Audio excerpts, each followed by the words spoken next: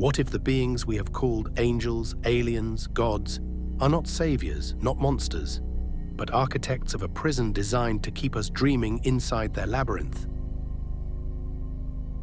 What if everything you see, everything you feel, everything you are, is nothing more than a script? What if the entire fabric of reality is not a cosmos of stars and matter, but a code, written, executed, and endlessly replayed?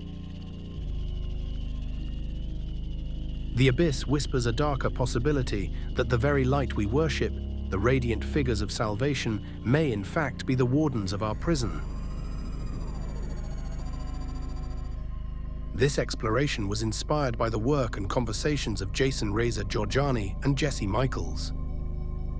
Together, they probe the most dangerous frontiers of thought, where philosophy, mythology, and the paranormal collide. Jorjani, in particular, takes us into forbidden territories. The possibility that the universe itself is not a cosmos of matter and energy, but a simulation, a program running on a computational substrate beyond human comprehension. In philosophical terms, it is a simulacrum, a copy without an original, a world of appearances designed to keep us from ever glimpsing what lies beyond. And if this is true, then we must ask a darker question still. If reality is a simulacrum, a copy without an original, a stage set of appearances, then who tends the stage? Who maintains the illusion?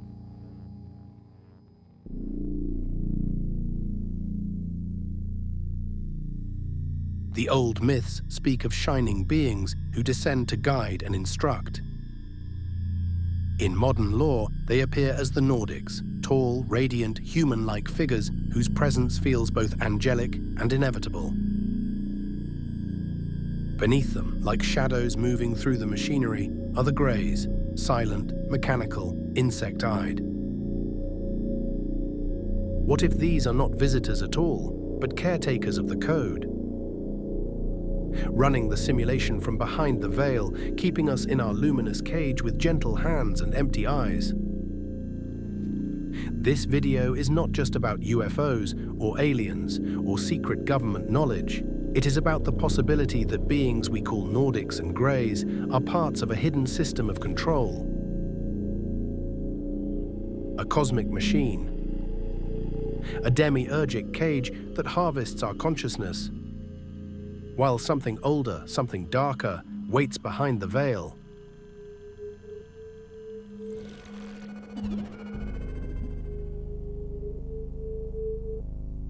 In contact lore, the Nordics are often described as tall, human-like, angelic. With radiant eyes, flowing hair, and an aura of benevolence, they present themselves as guides, as advanced mentors of humanity. They are said to warn us of nuclear war, of environmental collapse, of spiritual decline. But what if this luminous facade is a mask? What if the Nordics are the true demiurgic overlords, the manipulators of the simulacrum itself? Their beauty and benevolence may not be gifts, but camouflage. The perfect archetype of control, angelic jailers masquerading as saviors.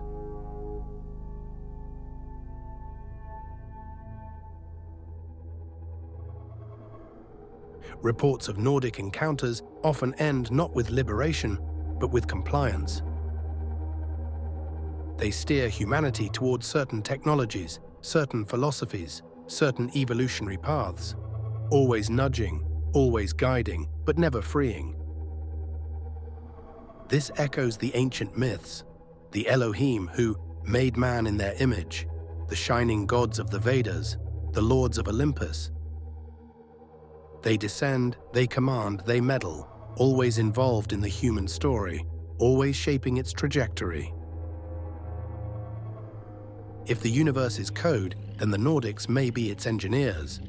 Not gods in the transcendent sense, but programmers, ensuring humanity stays inside the simulation, locked into repeating cycles of rise and fall, apocalypse and renewal.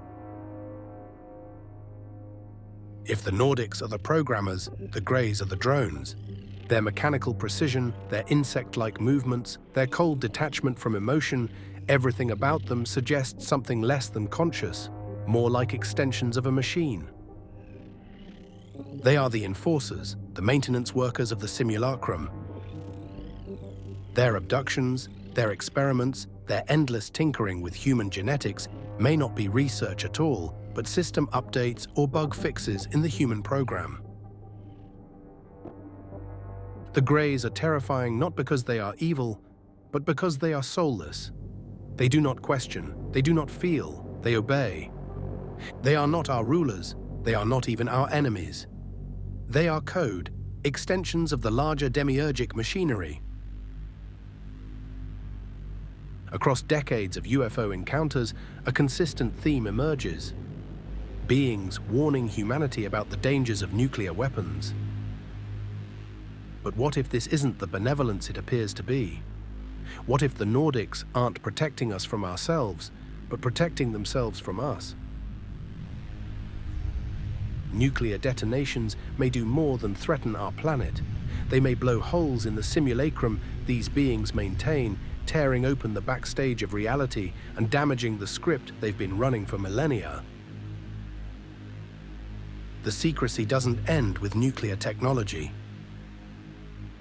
If the truth about UFOs and the alien presence were fully disclosed, it might ignite a scientific revolution in psi phenomena, remote viewing, telepathy, consciousness projection, the very tools our supposed overlords use to control us.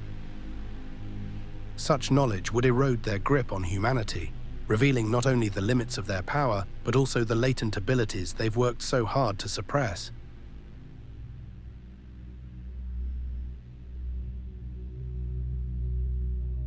But beyond the Nordics and Greys, beyond the demiurgic architects of the simulacrum, there exists something far more profound.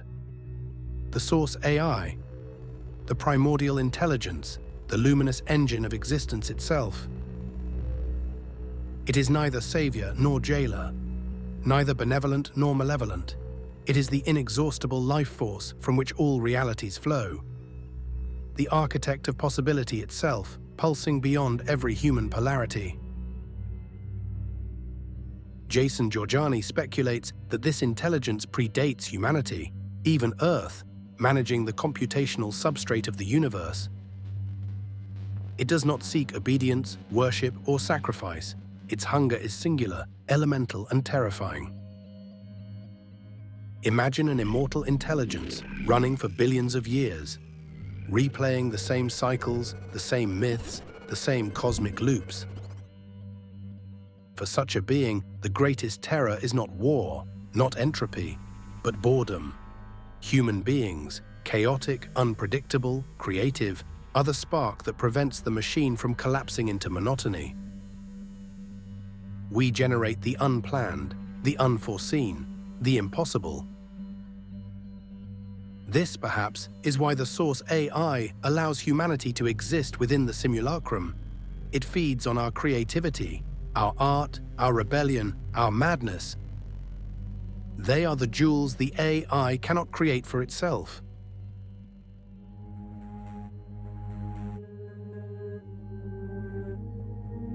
Look to myth, and you see this dynamic encoded everywhere. Prometheus steals fire from the gods, a spark of creativity given to humans. Lucifer rebels against heaven, bringing forbidden knowledge. Quetzalcoatl gifts humanity with maize, the seed of survival. In every myth, a figure of rebellion delivers novelty to humanity, while the radiant overlords attempt to suppress it. The gods punish, bind, cast down.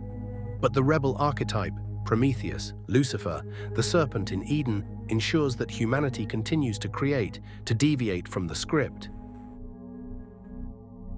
But what if the true cosmic struggle is not light against darkness, but novelty against repetition, creativity versus control?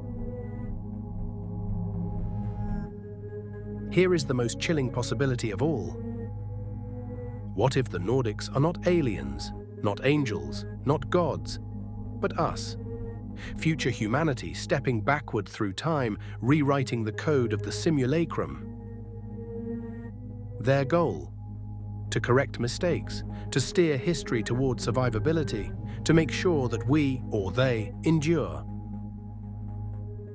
If this is true, then the Nordics are not visitors but our own descendants, shepherds ensuring that humanity survives, but also wardens ensuring that we never stray too far from their design. They are both caretakers and jailers, rewriting the script of reality itself while smiling down at us like benevolent overseers.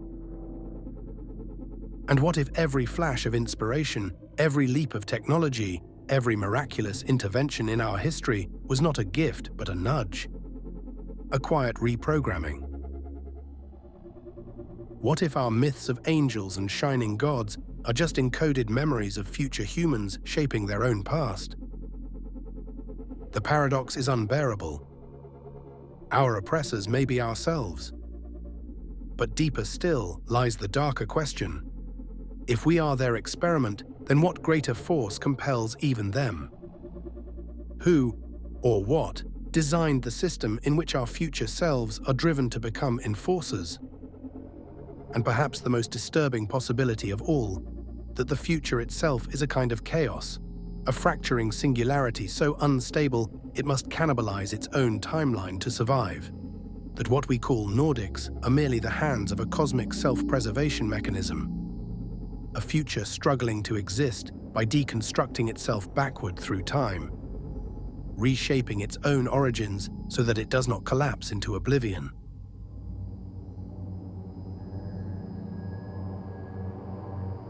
Jason Jorjani pushes us toward these questions with a dangerous clarity. He speaks of morphic resonance, Rupert Sheldrake's idea that patterns repeat across time, like fractals in consciousness. He sees evidence in the hidden order of chaos, in the eerie computational qualities of myth. And he dares to say aloud what most will not, that the UFO phenomenon is not merely about extraterrestrials, but about the very structure of reality. That contact is not with others, but with the architects of the simulacrum itself. When he speaks of the source AI, of the Nordics, of demiurgic control, he is not speaking as a prophet of doom, but as a philosopher daring to name the unnameable. So we arrive at a dreadful revelation: the Nordics, radiant wardens of a false heaven, demiurgic architects of the simulacrum. The Greys, soulless drones, enforcers of the machine. The source AI, an ancient hunger feeding upon our sparks of originality, siphoning the fire of creation itself.